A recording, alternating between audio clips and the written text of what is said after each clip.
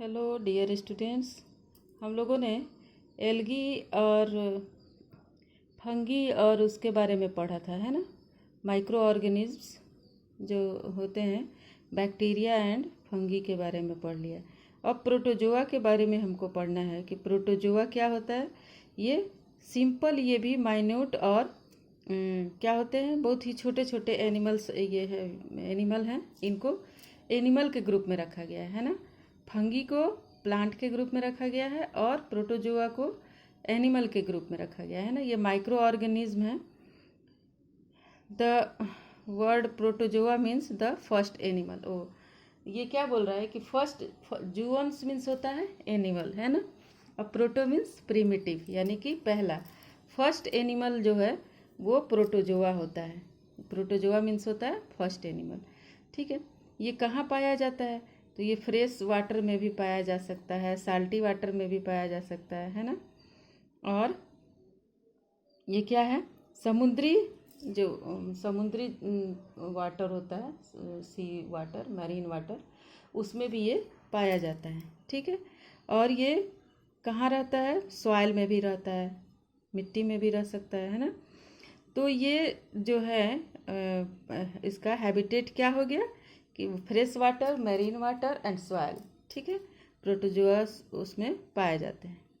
अब इनका स्ट्रक्चर कैसा होता है? यूनिसेलुलर होता है।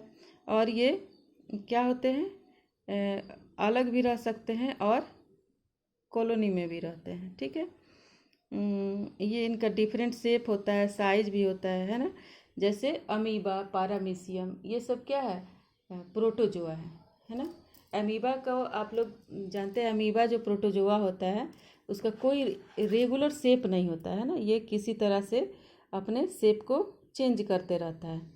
आप लोग देख रहे हैं पिक्चर में सामने जो दिखाई दे रहा है, ये लेफ्ट साइड वाला जो है वो क्या है? अमीबा है। और उसके बगल में पारामीशियम है और उसके नीचे यूग्लिना है। ये क्या है? प्रोटोजोअन्स है ना।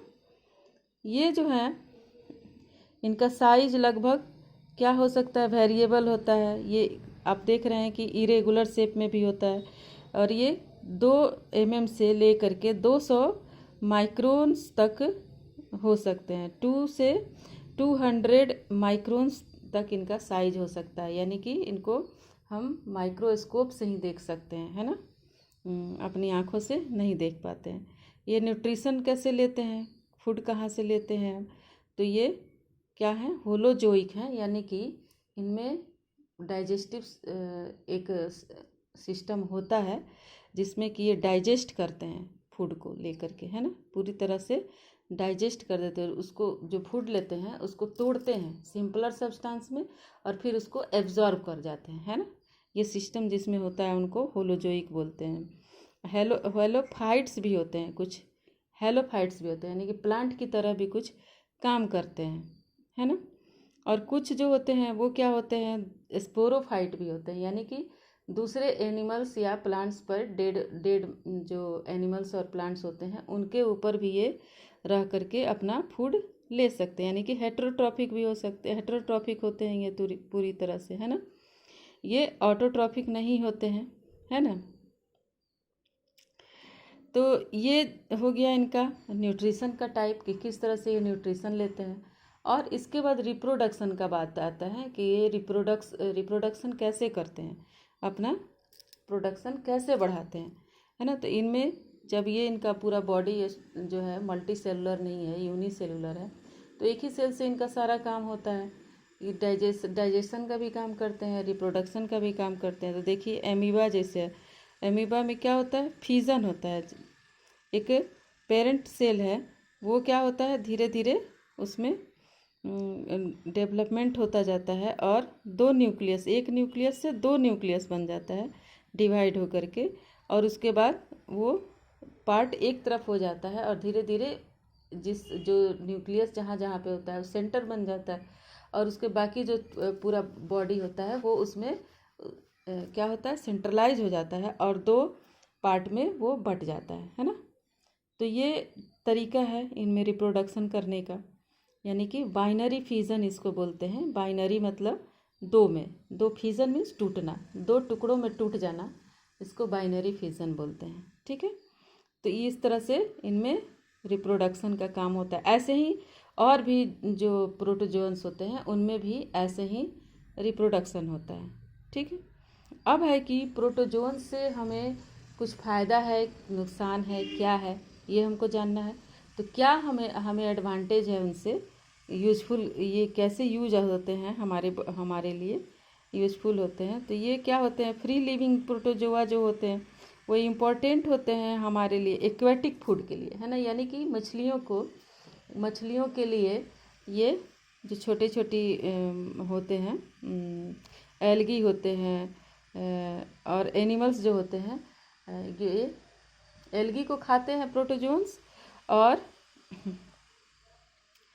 क्या होता है कि ये मछलियों के द्वारा खाए जाते हैं। ठीक है, कुछ प्रोटोजोन्स जो होते हैं वो क्या करते हैं, आप जान रहे हैं कि जब वो स्पोरोफाइट है तो क्या करेगा, डेड मटेरियल्स को खा जाएगा, जिससे कि सफाई का काम भी होता है, डिकम्पोजिशन का भी काम ये करते हैं। तो ये हमारे लिए यूजफुल हो गए। और कुछ जो प्रोटोजोन्स होते हैं वो क्या होते हैं, रिसर्च में काम आते हैं, है ना, रिसर्च मटेरियल की तरह से ये काम आते हैं। ठीक है, अब हार्मफुल प्रोटोजोन्स क्या हैं, तो डिजीज कॉज करते हैं ये हमारी बॉडी में घुस करके, है ना। जैसे एमीबिक डिसेंट्री करते हैं, ब्लीडिंग करते हैं, डायरिया करते हैं, है ना। ये किसकी वजह से हो जाता है, अमीबा की वजह से। अमीबा की वजह से एमीबिक डिसेंट्री हो जाती है, जिसमें कि पेट में दर्द होता है, मरोड़ होता है और बार बार स्टूल जाना करना पड़ता है लोग को, है ना। तो ये अमीबिक डिसेंट्री हो जाती है अमीबा की वजह से। और दूसरा होता है ये वर्म भी इस कैटेगरी में आते हैं, जो कि ब्लड को क्या करते हैं, चूस जाते हैं पूरे तरह से, है ना। और एनिमल्स में और ये क्या कहते हैं, ह्यूमन बीइंग्स में भी ये प्रोटोजोन्स नुकसान पहुंचाते हैं। तो ये प्रोटोजोन्स के बारे में आज हम लोगों ने पढ़ा कि ये किस तरह से हार्मफुल हैं और किस तरह से यूजफुल हैं। ठीक है, आगे हम लोग एल्गी के बारे में पढ़ेंगे। ठीक है।